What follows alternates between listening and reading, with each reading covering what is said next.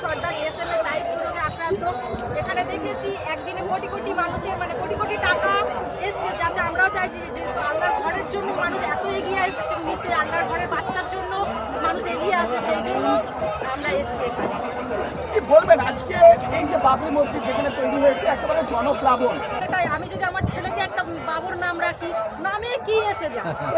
সেটাই তো নামের জন্য কেন?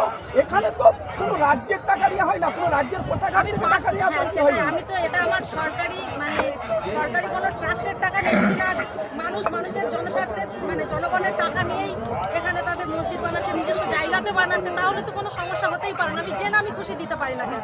আমি যদি একটা মন্দির বানাই, আমার ভালো লাগলে আমি ভগবান শ্রীকৃষ্ণের নামে বানাতে পারি, রামের নামে বানাতে পারি, মা কালীর নামে বানাতে পারি, তাহলে এখানে কেন সমস্যাটা হবে?